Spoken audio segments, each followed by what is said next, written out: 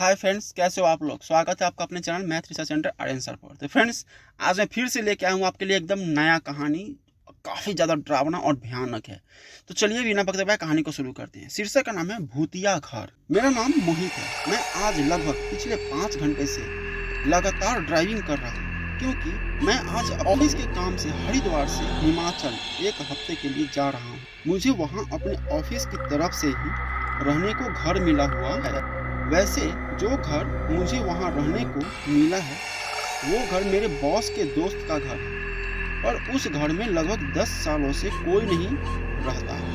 बस एक चौकीदार ही है जो घर को पिछले 10 सालों से रह रहा है, और मेरे वहाँ जाने की खबर पाकर उसने उस घर में सफाई वगैरह पहले ही करा रखी है। अब हिमाचल में लगभग उस जगह पहुँचने ही वाला हूँ जहाँ मुझे रहना है, पर अब मैं जिस जगह पर हूँ मुझे अब इस जगह से आगे रास्ता पूछते हुए ही जाना होगा, क्योंकि इससे आगे का रास्ता अब गूगल मैप को भी नहीं पता। और रास्ता पूछने के लिए मैं कोई इंसान ढूंढ रहा हूँ, पर पिछले 10 मिनट से मुझे एक भी आदमी नहीं दिखा है। अरे 1 मिनट, वो सामने से शायद एक आदमी चल आ रहा है। फिर उसके बाद उस आदमी के पास आते ही मैंने कहा, अरे भैया जरा सुनो ना, तो वो आपको पता है कि पुतिन कुटी कहाँ पर है? क्योंकि मुझे जहाँ जाना था लोग उसे पुतिन कुटी के नाम से जानते थे, और मेरे बॉस ने भी मुझसे यही कहा था, वहाँ किसी से भी पुतिन कुटी का नाम पूछ लेना, वो तुमको तुरंत रास्ता बता देंगे। और कुछ ऐसा ही हुआ। मैंने इतना पूछते ही उस आदमी ने मुझसे अपने हाथ से इशारा करते हुए कहा, भैया वो जो सामने आपको कच्चा रास्ता दिख रहा है उसी रास्ते से सीधा आगे आधा किलोमीटर चले जाओ, वही है आपकी पुतिन कुटी। और इतना बोलने के बाद उस आदमी ने अपने चेहरे की रेखा बदली और कहा, भैया जी आपसे एक बात पूछूं क्या? फिर मैंने तुरंत कहा, हाँ भैया जी पूछो।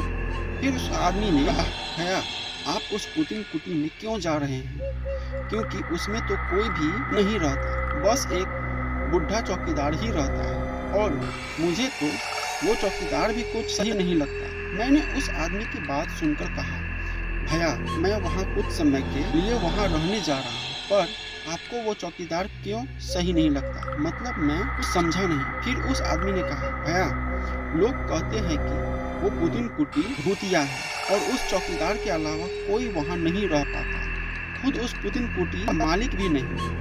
उस आदमी की बात सुनकर मैंने हंसते हुए कहा, अरे भाई आज के जमाने में भी आप कहाँ भूत के चक्कर में पड़े हैं, और वैसे आप मजाक बहुत बढ़िया कर लेते हैं। अच्छा मैं चलता हूँ, और हाँ रास्ता बताने के लिए आपका धन्यवाद। इतना बोलकर मैं अपनी गाड़ी स्टार्ट करी और चल दिया उस पुतिन कुटी की ओर। फिर उसके बाद लगभग 5 मिनट में वहाँ पहुँच भी गया, और मैं जैसे ही वहाँ पहुँचा तो मैंने देखा जहाँ मुझे रहना था वो पुतिन कुटी वो देखने में बड़ी ही पुरानी लग रही थी। और शायद वो देखने में इसलिए पुरानी लग रही थी क्योंकि लगभग 10 या 12 सालों से इसमें पेंट नहीं हुआ होगा। मैंने वहां पहुंचते ही अपनी गाड़ी का हॉर्न मारा, क्योंकि उस पुतिन कुटी का गेट अंदर से बंद था। मैं बाहर गाड़ी में बैठे बैठे बस यही सोच रहा था कि इसका नाम किसने रखा हो, क्योंकि यह देखने में एक महल जैसा है, पर नाम पुतिन कुटी। मैं यही सब सोच रहा था, तभी मैंने देखा एक बुढ़ा आदमी उस घर से निकलकर बाहर आया, और उसने आके फिर गेट खोला और कहा, आ जाओ साहब जी।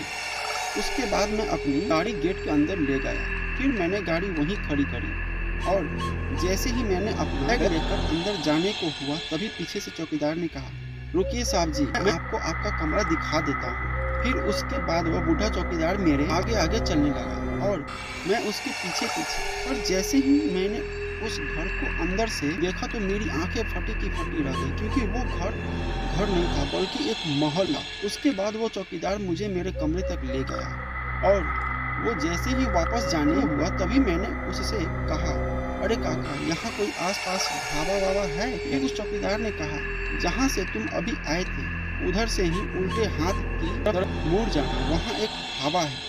फिर उसके बाद मैं अपना सामान वगैरह वहीं अपने कमरे में रख कर सीधा अपनी गाड़ी से ढाबे की तरफ निकल गया, और थोड़ी ही देर में वहां पहुंचकर खाना खाने लगा। और जैसे ही मैं खाना खाकर वापस जाने को जैसे ही हुआ तभी मुझे उस ढाबे वाले ने कहा, भैया आप किस तरफ जा रहे हैं?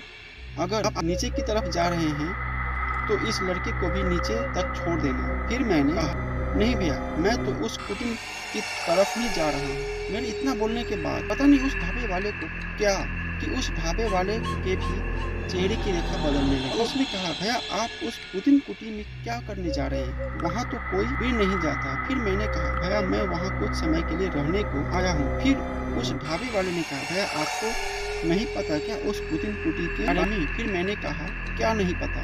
मतलब कहीं आप भी तो यही नहीं बोलेंगे वाले कि वो एक भूतिया घर है? फिर उस ढाबे वाले ने कहा, हाँ भैया क्योंकि वो एक भूतिया घर है। पर मैं आपको एक बात और कहूँगा कि आप पुतिन कुटी की जगह दूसरे घर में रहे तो ही सही होगा। फिर मैंने थोड़ा सा हंसते हुए कहा, भैया मुझे इन भूतों पर बिल्कुल भी विश्वास नहीं है। इतना बोलकर मैं फिर से वापस कुटी में आ गया और मैं जैसे ही अपने कमरे में जा रहा था तभी पीछे से वो चौकीदार ने आवाज़ लगाई और कहा, साहब जी एक बात सुनना जरा। और चौकीदार आवाज़ सुनकर मैं पीछे मुड़ा और बोला, हाँ काका जी बोलिए। फिर वो चौकीदार ने कहा, साहब जी अगर आपको रात में किसी की आवाज़ आती है या फिर ऐसा लगे कि कोई आपको बुला रहा है तो उस पर ज़्यादा ध्यान मत देना। अभी कहानी खत्म नहीं हुई है बल्कि अभी तो असली कहानी शुरू हुई है, यानी आगे की कहानी अब अगले एपिसोड में है। तो फ्रेंड्स कैसा लगा स्टोरी प्लीज़ कमेंट करके बताइए और हमारे चैनल को सब्सक्राइब जरूर कीजिए। मिलते हैं अगले स्टोरी में।